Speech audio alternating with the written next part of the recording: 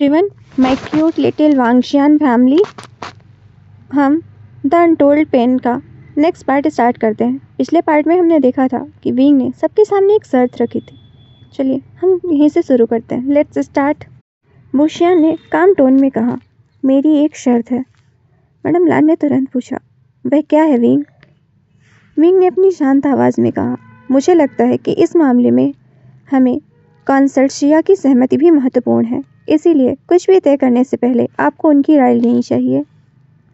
Madam लान ने शांत स्वर में ही कहा, तुम्हें उस बारे में चिंता करने की कोई ज़रूरत नहीं है, उसे इस बारे में बता दिया जाएगा विंग।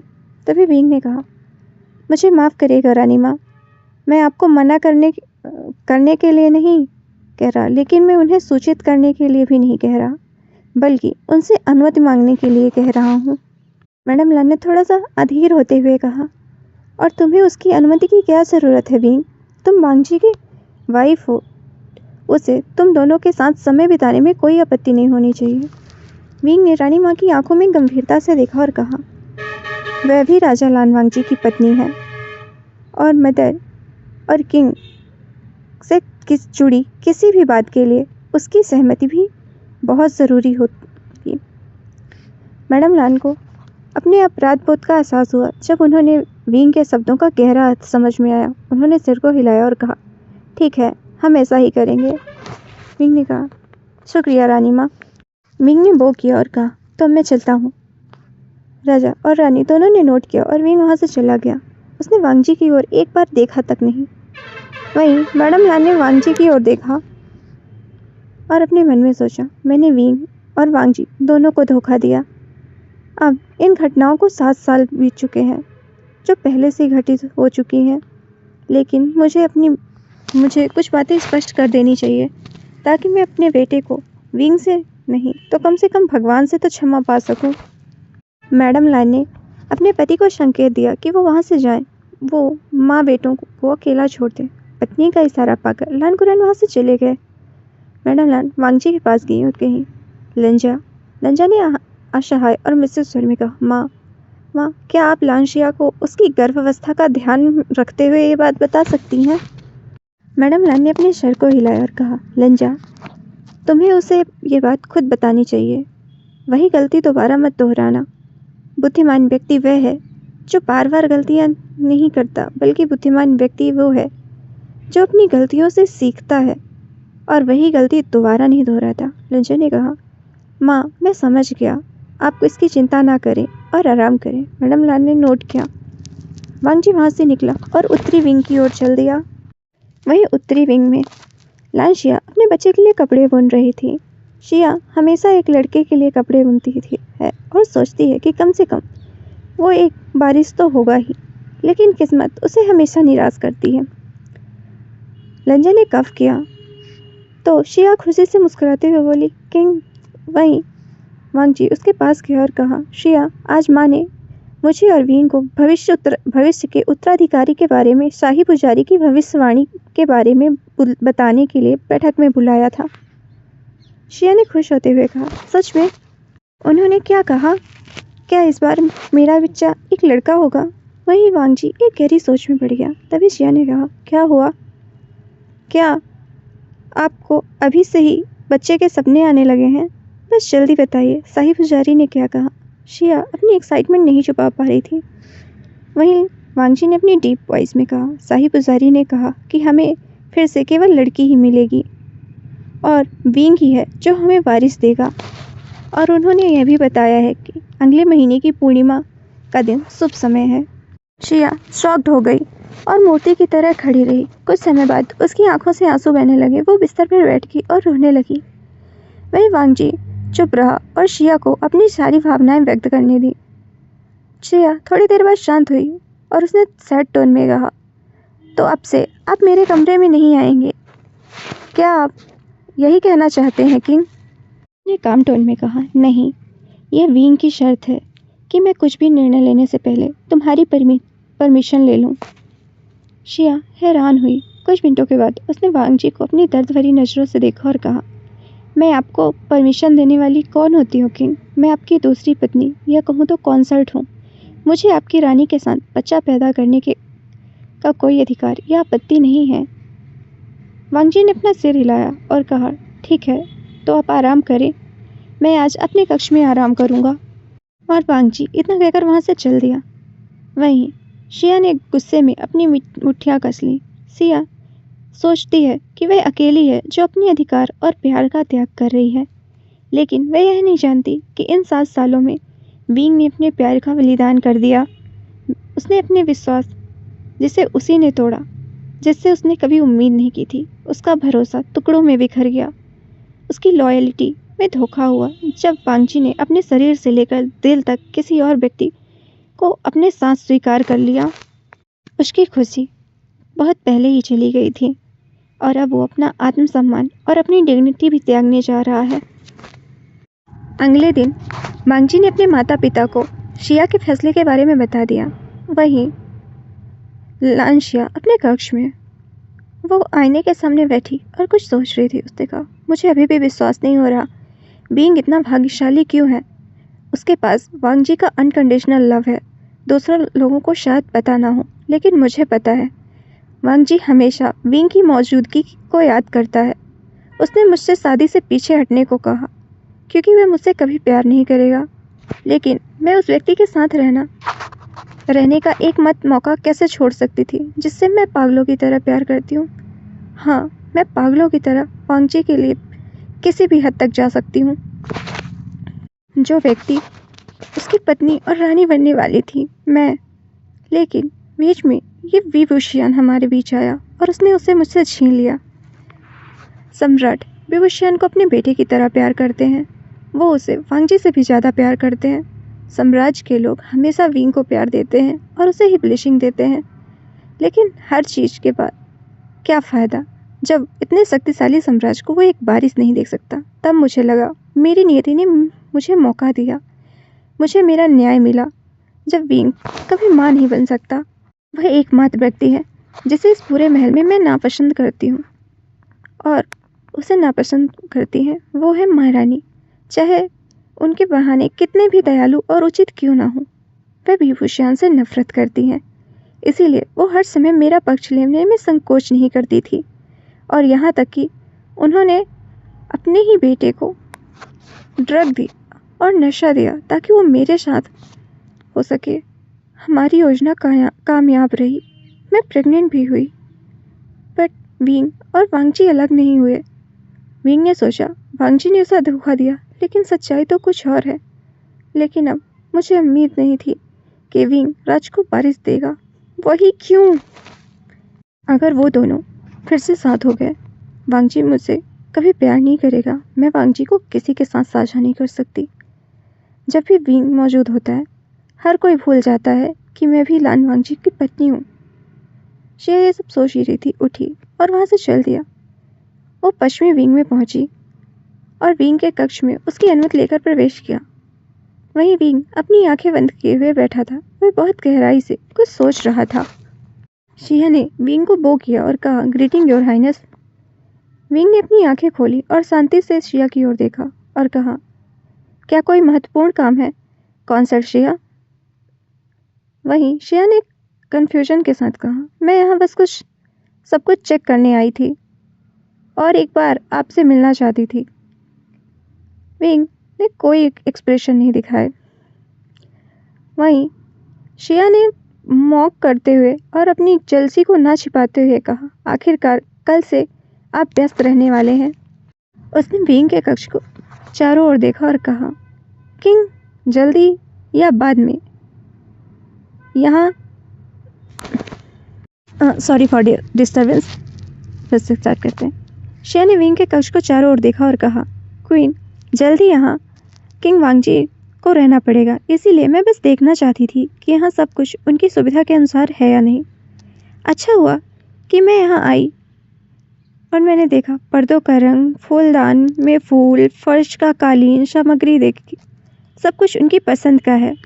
और मैं आपको सलाह देती हूँ कि वांगजी कुछ समय के लिए मेरी खास नौकरानी को साथ में लेकर आएंगी। वह बहुत अच्छा मेकअप करती है। किंग आपसे नजरें नहीं हटा पाएंगे। यदि आप देखिए, मैं इसका एक जीता जागता सबूत हूँ। आप अभी तक उनका ध्यान आकर्षित नहीं कर पाए। उसने मुस्कुराते हुए और विंग का मजाक उड़ाते हुए कहा। लांचिया अपनी ईर्ष्या को सीमा में नहीं रह सकी। वह विंग को अपमानित करना चाहती थी और उसे हीन महसूस कराना चाहती थी। उसने वांगजी और उसके रिश्ते के बारे में विंग के सामने दिखावा करने की भी कोशिश की, पर विंग शांत और एक्सप्रेशनलेस ही बना रहा। उसने शांत भाव से शिया की ओर देखा और कहा, उपन्नी शिया, मैं जानता हूँ कि पर्दे, फूल, कालीन सब किंग की पसंद है और नापसंद के अनुसार है या नहीं, क्योंकि यह मेरा कक्ष है और यहाँ सब कुछ मेरी पसंद के अनुसार है। उसने सब कुछ एकदम काम टोन में कहा। वांगजी के पास अपनी पसंद के अनुसार सजाने के लिए अपना खुद का कक्ष है, इसलिए आपको मेरे कक्ष के बारे में चिंता करने की ज़रूरत नहीं है। और जहाँ तक मेरे मेकअप का सवाल है, मैं अब भी वही बीबूशियान हूँ जिस पर राजा लान वांगजी पहली नज़र पर फिदा हो गए थे और 10 साल पहले शादी करने पर अड़े थे। पूरे लान साम्राज्य में ऐसा कोई व्यक्ति नहीं है जो मेरे और महाराज की दीवानगी के बारे में ना जानता हो। मैं अभी भी वैसा ही हूँ, इसलिए मुझे नहीं लगता कि किसी को आकर्षित करने के लिए मुझे अपना रूप बदलने की ज़रूरत है।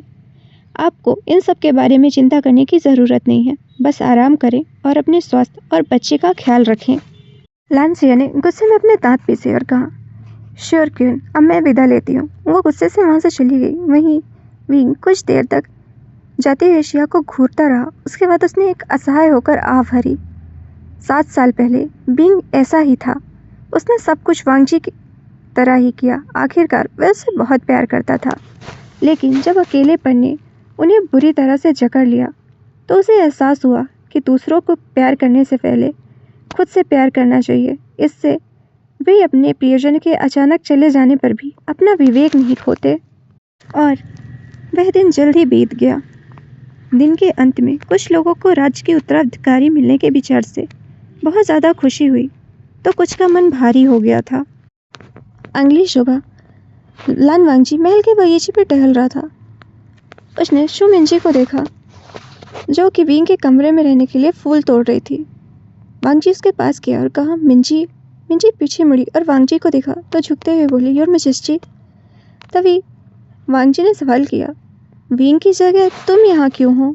क्या उसने अपने कमरे में रखने के लिए फूल स्वयं नहीं चुने थे? मिंजी ने झुकते हुए कहा, मुझे कारण नहीं पता किंग। कभी कभी वे मुझसे ऐसा करने के लिए कहते हैं और कभी कभी वे खुद आ जाते हैं। वांगजी ने कहा, ठीक है, और वहाँ से चला गया। वहीं मिंजी ने अपने मन में कहा, शुक्र है कि आइंग यहाँ नहीं आया, नहीं तो वह फिर से सैड हो जाता। वहीं लंजा ने अपने मन में सोचा, जब भी मैं यहाँ मौजूद होता हूँ तुम बगीचे में क्यों नहीं आते विंग? तुम क्या चाहते हो? वांगजी वापस अपने कक्ष में आया, स्नान किया और रॉयल कोर्ट की ओर मंत्रियों से मिलने के लिए चल दिया। वहीं रॉयल कोर्ट में सभी लोग साम्राज्य के मामलों और हाल में ही वांगजी द्वारा जीते गए नए क्षेत्र पर चर्चा करने के लिए उपस्थित थे। सभा में उपस्थित एक मंत्री ने कहा, महाराज, आपके विजय और समुद्र पार फैले आपके सफल अभियान के समापन के कारण विदेशी राज्य भी हमारे साथ सौहार्दपूर्ण संबंध बनाए रखना चाहते हैं। इसके अलावा हमारे साम्राज्य के लोग महामहिम से व्यक्तिगत रूप से मिलने और उनकी जीत पर बधाई देने के लिए बहुत उत्सुक हैं। इस अवसर पर मैं यह सुझाव देना चाहता हूँ कि सभी मामलों पर कल चर्चा की जाए और हम युद्ध की रणनीतियों, शत्रुओं के द्वारा इस्तेमाल किए गए हथियारों तथा इसके बाद राज्यों के साथ क्या किया जाए इस पर चर्चा करें। अन्य मंत्रियों ने भी सर हिलाकर इस पर सहमति दी। लान कुरैन ने हाथ उठाया और कहा, ठीक है, प्रक्रिया को आगे बढ़ाइए। उन्होंने युद्ध में दुश्मनों द्वारा इस्तेमाल की गई रणनीतियों और हथियारों पर चर्चा की, जिसमें नई तकनीकियां शामिल थीं। सभी लोग चर्चा के अगले विषय पर आ गए, जो कि नए क्षेत्र राज्यों पर कब्जा करना था। तभी वांगजी ने कहा, फादर, मैं उन क्षेत्रों में मौजूदा बुनियादी ढांचे, राजस्व और संसाधनों का विश्लेषण करने और किए जाने वाले सुधारों और उनसे वसूल किए जाने वाले कर को अंतिम रूप से देने का काम करूंगा। मैं अपने साम्राज्य के गांवों और कस्बों का दौरा पूरा करने के बाद यह काम करना शुरू करूंगा। तभी एक मंत्री बीच में बोला, महामहिम और किंग की बात पर बाधा डालने के लिए क्षमा करें, लेकिन वे सभी कार्य पहले ही पूरे हो चुके हैं और रिपोर्ट आपकी समीक्षा के लिए तैयार है। आप दोनों द्वारा स्वीकृत किए जाने के बाद योजनाओं को तुरंत लागू किया जाएगा। वांग जी सरप्राइज हुआ और उसने अपनी गंभीर गहरी आवाज़ में कहा, आप और मंत्रियों ने बहुत ही सराहनीय काम किया है। मैं दौरा पूरा होने के बाद रिपोर्ट की समीक्षा करूंगा और मैं आप सभी को अपने काम के लिए पुरस्कार आप सभी अपने काम के लिए पुरस्कार के हकदार हैं। तभी मंत्री ने कहा, नहीं नहीं किंग, हमने ये नहीं किया। उसने रिस्पेक्टफुल आवाज़ में कहा, यह काम तो रानी लान विंग ने किया है। जब भी कोई साम्राज्य हमसे हारता या जीतता है तो वह विस्तृत विश्लेषण के साथ पूरी रिपोर्ट तैयार करते हैं। इसीलिए सारी प्रशंसा और पुरस्कार उन्हें ही मिलना चाहिए किंग। यह सुनकर लान कुरन मुस्कुराए। वांग जी भी मुस्कुराए बिना रह नहीं सका। उसकी आंखें प्रशंसा और गर्व से भर गईं। उसने विंग की ओर देखा जो एकदम शांत बैठा था। उसने विंग की ओर देखा और कहा, मैं आपके प्रति अपनी ग्रेटिट्यूड को शब्दों में व्यक्त नहीं कर सकता विंग। आपने मेरा काम का बोझ बहुत कम कर दिया। आपको बहुत बहुत धन्यवाद। विंग ने भी कहा, नहीं किंग, आपको मुझे धन्यवाद कहने की कोई ज़रूरत नहीं है। यह साम्राज्य के लिए मेरा कर्तव्य है, इसलिए कृपया मुझे धन्यवाद ना कहें। वांग जी ने कहा, फिर भी मैं तुम्हारे लिए सराहनीय कार्य के लिए पुरस्कृत करना चाहता हूँ, तो मुझे बताओ तुम क्या चाहते हो। विंग ने शांति आवाज़ में कहा, नहीं महाराज, मुझे कुछ नहीं चाहिए। वांग जी ने गंभीर आवाज़ में कहा, ठीक है, तो मैं तुम्हें एक खाली प्रॉमिस लेटर देता हूँ। तुम जब भी और जो भी मुझसे मांगना चाहोगे मैं तुम्हें दूंगा। विंग एक क्षण के लिए वांग जी को देखा और फिर हाँ में अपने सर को हिला दिया। कुछ देर बाद अदालत की कार्यवाही समाप्त हो गई और सभी लोग वहाँ से चल दिए। कुछ देर बाद वांग जी अपने यार्ड की ओर जा रहा था, लेकिन कुछ सोचकर विंग की ओर चल दिया। सु यूरी ने झुककर प्रणाम किया और कहा, किंग। तभी वांग जी ने शांत आवाज में पूछा, विंग कहाँ है। यूरी ने उसे बताया कि क्वीन मिंग पीछे के बगीचे में तलवारबाजी का अभ्यास कर रही हैं। वांग जी ने सिर हिलाया और पीछे के बगीचे की ओर चल दिया। पीछे का बगीचा विंग का निजी स्थान है, जहां वह अपनी तलवारबाजी और मार्शल आर्ट का अभ्यास करता है। विंग गहन एकाग्रता के साथ अभ्यास कर रहा था और वांग जी की उपस्थिति पर ध्यान नहीं दिया। वहीं वांग जी विंग को अभ्यास करते देख अपने अतीत को याद किए बिना नहीं रह सका। उसने अपनी तलवार निकाल ली और विंग के साथ जुड़ गया। विंग शॉक हुआ और उसने कहा, किंग, आप कब आए। वांग जी मुस्कुराया और कहा, इससे कोई फर्क नहीं पड़ता। आओ और मेरे साथ लड़ो विंग। देखते हैं कि तुम वही पुराने बिबुशियान हो या नहीं। विंग ने अपनी गहरी आवाज़ में कहा, समय लोगों को बदल देता है किंग, लेकिन मैं अभी भी वही विंग हूँ। मैं आपके साथ ऐसा नहीं कर सकता। उसने मजाकिया मुस्कान कहा। वहीं लंजा उसकी आंखों में एक अनजान चमक सी आ गई। तभी विंग ने अपनी तलवार उठाई और कहा, चलिए शुरू करते हैं। कुछ देर हुई और दोनों में लड़ाई चलती रही। वहीं विंग वांग जी के पास जाने से बच रहा था। वांग जी ने अपने मन में कहा, मुझे याद आया, हर बार जब हम तलवार चलाने का अभ्यास करते थे तो हम रोमांस करते थे और बीच में ही अभ्यास रोक देते थे, लेकिन अब ना तो मैं और ना ही विंग बीच में अभ्यास रोक रहे हैं। 1 घंटे बाद वांग जी ने अपनी तलवार पर दबाव से विंग की ओर दबाव डाला। विंग ने अपनी तलवार को कस कर पकड़े रखा और एक क्षण तक विरोध किया, लेकिन फिर तलवार को गिरा दिया। वांग जी ने अपने कदम पीछे लिए। उसने कहा, मैं देख रहा हूँ, तुमने अपनी कमजोरियों पर काम किया है और कुछ हद तक बहुत मजबूत बन गए हो, लेकिन फिर भी तुम्हें इस पर और अधिक काम करने की ज़रूरत है विंग। विंग ने कहा, मुझे पता है किंग, आपके सुझाव के लिए धन्यवाद। फिर उसने कोल्ड टोन में कहा, अब क्या आप मुझे यहाँ आने का कारण बता सकते हैं कि आप यहाँ क्यों आए हैं। वांग जी थोड़ा शांत हुआ। फिर उसने कहा, मैं तुम्हें पर्सनली थैंक यू कहना चाहता था, जबकि तुमने कहा था कि इसकी कोई ज़रूरत नहीं है। मिंग ने कहा, ठीक है किंग, आपने मुझे इनाम भी दिया है, इसलिए दोबारा धन्यवाद देने की ज़रूरत नहीं है। वांग जी ने कहा, ठीक है, तो फिर मैं चलता हूँ, मुझे साम्राज्य की यात्रा के लिए निकलना है। विंग ने किया और वो करके वहाँ से चल गया। वहीं वांग जी विंग की बैग को देखते हुए अपने मन में सोचा, समय को वापस नहीं लाया जा सकता और खोया हुआ समय वापस नहीं आता। काश मैं ऐसा कर पाता। अगले दिन वांग जी साम्राज्य के दौरे के लिए निकल गया। उसने अपने लोगों की समस्या जानने के लिए एक आम व्यक्ति का वेश धारण किया। वांगजी का संपूर्ण साम्राज्य द्वारा समाप्त करने वाला और पूर्णिमा की रात आने में अभी भी 3 दिन बाकी हैं। वहीं शाही महल में सब कुछ सामान चल रहा था। अचानक महल के अंदर एक जोरदार आवाज़ सुनाई दी। किसी को उम्मीद नहीं थी कि अचानक महल की रसोई में विस्फोट हो जाएगा। लानकुरैन ने राजकीय चिकित्सक की ओर देखते हुए पूछा, कैसी स्थिति है अब? शाही चिकित्सक ने कहा, महाराज, इनमें से ज़्यादातर लोग सिर्फ मामूली रूप से जले हुए हैं। इनमें से सिर्फ 2 लोग हैं जो गंभीर रूप से घायल हैं। वो है मुख्य रसोइया और वो व्यक्ति जो उनकी मदद कर रहा था। कुरैन ने पूछा, तो क्या वो उबर पाएंगे? चिकित्सक ने कहा, महाराज, वो ठीक हो जाएंगे, लेकिन उसमें कम से कम 1 वर्ष लगेगा। कुरैन ने सैनिकों की ओर देखा और पूछा, यह कैसे हुआ? रॉयल गार्ड ने कहा, किंग, दरअसल रसोई के बगल में खाली कमरे में कुछ आतिशबाजी का सामग्री रखी हुई थी, लेकिन एक नौकरानी अचानक हाथ में दीपक लेकर आई और छिपकली के कारण वह डर गई और उसने दीपक गिरा दिया। सैनिक ने घुटने टेकते हुए कहा, हमें उम्मीद नहीं थी कि आग रसोई तक फैल जाएगी। महाराज, मुझे अपनी गलती के लिए बहुत खेद है। कृपया मुझे माफ़ करें। हम आगे से इस बात का ध्यान रखेंगे कि ऐसी दुर्घटनाएं ना हों। वहीं लानकुरैन एक गंभीर भाव में बोले, 2 को छोड़कर उनमें से ज़्यादातर सुरक्षित हैं, लेकिन आपकी लापरवाही के लिए आपको अपने साथी और उस नौकरानी के साथ कम से कम 1 महीने जेल में बिताना होगा और आपके वेतन की एक निश्चित राशि उन दोनों के ठीक होने तक उनकी चिकित्सा उपचार के लिए दी जाएगी। रॉयल गार्ड वहाँ से जाते हुए बोला, जी महाराज। तभी मिन शिया ने कहा, यहाँ हर कोई पूर्णिमा के दिन की बात कर रहा है और बारिश के आने के बारे में बात कर रहा है, और ऐसी दुर्घटना हो रही है जो इस महल के इतिहास में पहली बार हो रही है। फिर उसने विंग की ओर देखा और मॉक करते हुए कहा, पता नहीं उत्तराधिकारी किस तरह का भाग्य लेकर आएगा। तभी विंग ने एकदम कोल्ड और गहरी आवाज़ में कहा, कॉन्सर्ट शिया, आप भले ही प्रेग्नेंट है, अगर मैं आपके गर्भ में पल रहे बच्चे के साथ यही दोहराऊं तो आप क्या कहेंगी?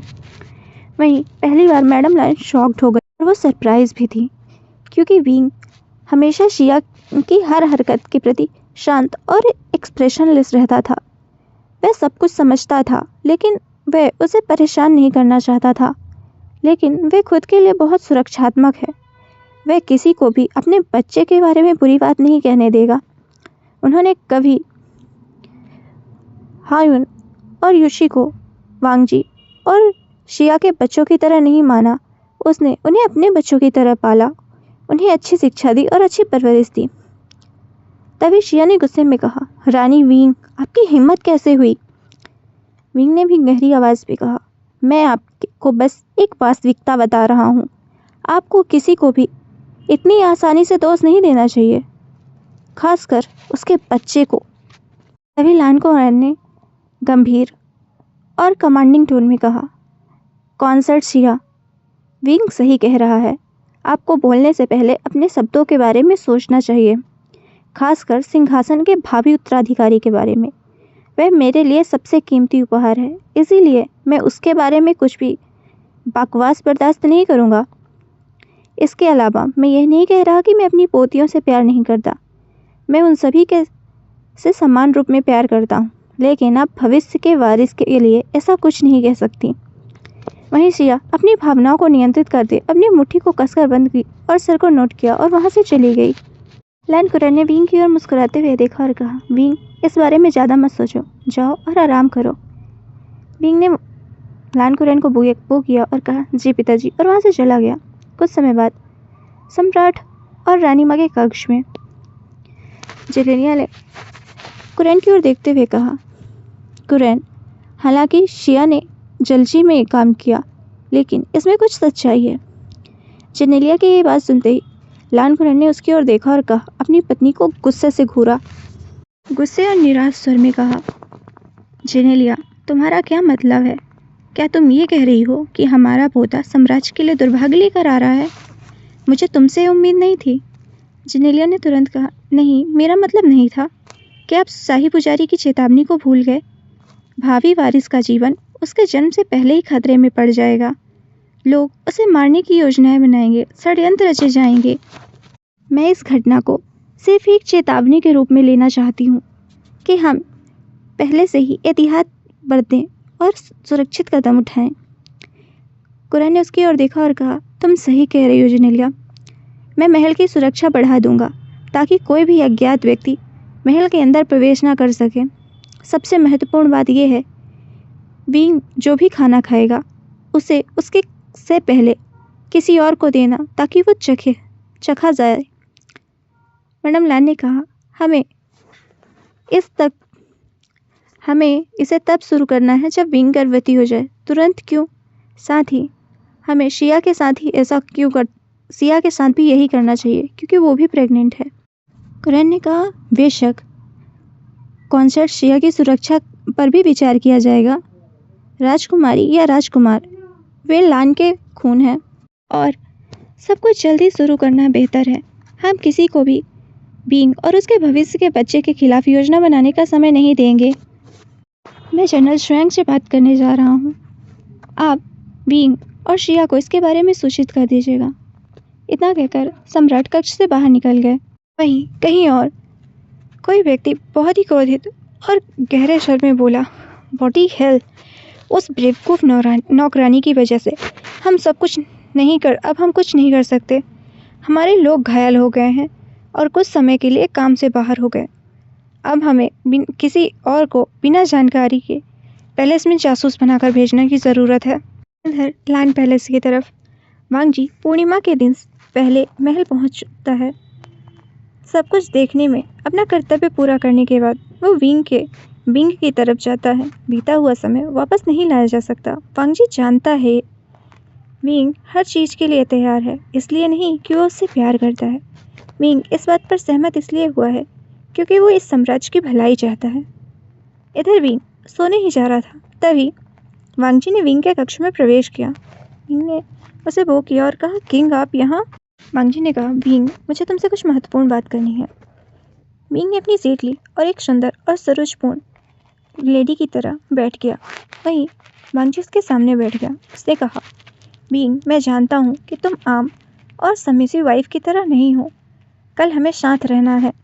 मैं यह भी जानता हूँ कि तुम इस साम्राज्य और उसके लोगों की भलाई के लिए सब कुछ कर रहे हो, लेकिन हम एक रात भी बिना किसी भावना के नहीं बिता सकते, जैसे कि आप सिर्फ एक वस्तु हैं। मैं आपके लिए अपमानजनक होगा। इसीलिए मैं हम दोनों के बीच की असहजता को दूर करना चाहता हूँ और कल की रात एक साथ बिताना चाहता हूँ जैसे हम पहले बिताते थे। मैं माफ़ी नहीं मांग रहा हूँ क्योंकि मुझे माफ़ी कमानी पड़ेगी, लेकिन क्या हम कम से कम एक रात के लिए सब कुछ भूलकर एक साथ खुशनुमा समय नहीं बिता सकते? विंग ने शांत आवाज़ में कहा, किंग आपने कहा था कि हम भावनाओं के बिना एक रात भी नहीं बिता सकते, ठीक है, लेकिन आपने अपनी दूसरी पत्नी के साथ ऐसा ही किया था जैसा कि आपने मुझे बताया। फिर भी ऐसा क्यों संभव नहीं? ने एक्सप्रेशन चेहरे के साथ कहा, यह जो कुछ भी आपने मुझे कहा था वो सिर्फ मुझे शांत करने के लिए था, लेकिन वास्तव में आप अपनी दूसरी शादी का आनंद ले रहे थे। वांग जी ने रोती सी आवाज़ में कहा, विंग मुझे पता है मैंने तुम्हें निराश किया है, लेकिन प्लीज़ हमारे प्यार को दिखावा ना कहो। मैंने तुमसे कभी झूठ नहीं बोला। तभी विंग ने कहा, चिंता ना करें किंग, मैं आपकी समस्या का समाधान पहले ही ढूंढ लिया है। मैंने पहले ही मिंजी से वह खास दवा लाने को कहा है जो किसी व्यक्ति की खुशियों भरी यादों को वापस ला सकती है और एक दिन के लिए दुखद यादों को ब्लॉक कर सकती है। इसके अलावा मुझे लगता है यह आपके और मेरे लिए कल की असहजता को बचाने के लिए पर्याप्त है। वांग जी कुछ कहना चाहता था, लेकिन फिर उसने नोट किया और कहा, ठीक है, तो फिर मैं चलता हूँ, तुम आराम करो। विंग ने भी नोट किया। अगले दिन फाइनली आज पूर्णिमा का दिन है। यह न केवल लान साम्राज्य के लिए उत्सव का दिन है, बल्कि इस बार इसका महत्व और भी अधिक है। रानी माँ के आदेश पर विंग के कक्ष को सजाया जा रहा है। कुछ लोगों को छोड़कर हर कोई अपनी रानी के लिए बहुत खुश है। वहीं शाम के समय कॉन्सर्शिया अपने मन में सोच रही थी, नहीं, मैं अपने पति को किसी के साथ साझा नहीं करूँगी, भले ही वह व्यक्ति उसकी अपनी रानी ही क्यों न हो। मैंने उन दोनों के बीच में बहुत सी गलतफहमियां पैदा की हैं, लेकिन अगर वो एक साथ हो गए तो क्या मेरी इतनी लंबी योजनाएं विफल नहीं हो जाएंगी? लान शिया ने अपनी मेड से कुछ कहा। वहीं पूर्वी विंग में मैडम लान ने जब शिया की एक विशेष नौकरानी को वांगजी के आंगन की ओर जाते देखा तो उसने अपनी भौहें सिकोड़ ली और उसे रोका। उसे पूछा, तुम कहाँ जा रही हो? क्या यह राजा लान वांगजी के आराम करने का वक्त नहीं है?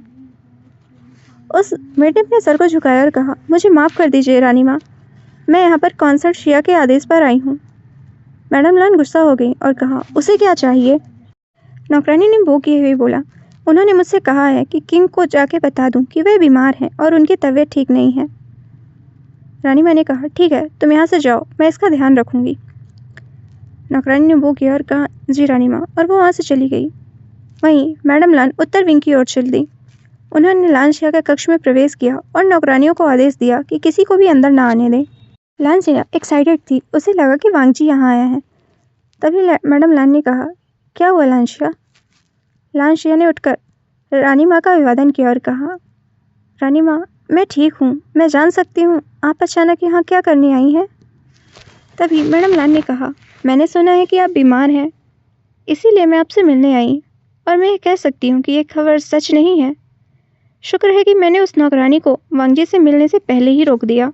ये सुनकर लान शिया को गुस्सा आया। तभी मैडम लान ने कहा, मैं जानती हूँ उन दोनों को दूर रखने की ये तुम्हारी योजना है लान शिया, लेकिन मैं किसी भी चीज़ को उत्तराधिकारी पाने से नहीं रोकने दूंगी। उसने कोल्ड टोन में कहा, मैं तुम्हें चेतावनी दे रही हूँ, तुम अपनी योजनाएं बंद कर दो, क्योंकि इससे मेरे पोते का संबंध हो सकता है। तभी लान शिया ने भी कहा, आप चाहती हैं कि मैं अपनी योजनाएं बंद कर दूं, लेकिन इतने सालों तक आपने ऐसा क्यों नहीं किया? फिर अचानक क्या हो गया? क्या पोते के प्रति आपके लालच ने विभूषण के प्रति आपकी नफरत और आपके मन को बदल दिया? मैडम लान ने कठोर आवाज़ में कहा, हाँ, पोते के लिए मेरा लालच विभूषण के प्रति मेरी नफरत से ऊपर है। मैं बहुत अच्छी तरह से जानती हूँ, और मैं जानती हूँ कि तुम्हारा दिमाग कैसे काम करता है। ऐसा मत सोचो कि मुझे नहीं पता कि तुम इतने सालों से लंजा और विंग के बीच में धुरियाँ पैदा करने के लिए क्या किया है। तुम्हारी सारी कोशिशें सफल रहीं क्योंकि मैंने ऐसा होने दिया। इसीलिए अब से मेरे पोते के मामले में दखल मत देना। इसे मेरी चेतावनी समझो। मिन शिया, उन्होंने मिन शब्द पर ज़्यादा जोर डाला, जो शिया को यह एहसास दिला रहा था कि उसके नाम में अभी भी लान नहीं है। लान शिया ने गुस्से में अपनी मुठ्ठियाँ भींची। वह बिस्तर पर लेट गई। उसकी आंखों से आंसू बह रहे थे। उसने अपने आप से कहा, लान वांगजी, तुम मुझसे प्यार क्यों नहीं कर सकते? तुम और मैं स्पष्ट रूप से जानते हैं कि हम क्या हैं। कोई भी व्यक्ति एक समय में एक से अधिक लोगों से प्यार करने में सक्षम नहीं है, केवल एक ही है। शाम रात में बदल गई और उधर दो आत्माएं आने वाली रात से घबराई हुई थी। वहीं कहीं और एक व्यक्ति जो बहुत क्रोधित और ठंडी आवाज़ में बोला, उस कमबख्त बादशाह ने महल की सुरक्षा बढ़ाकर मेरी योजना बिगाड़ दी। मैं उस बारिश को मार डालूंगा और उसके पूरे परिवार का सफाया कर दूंगा। तो गाइस, आज के लिए बस इतना ही। आपको क्या लगता है, यह अनजान पर्सन क्या सच में लान परिवार पर कोई खतरा होगा, या कोई ऐसा होगा जिसे सब जानते हैं? मिलते हैं कल। मुझे ज़रूर बताइएगा आपको क्या लग रहा है इसके बारे में। Bye bye.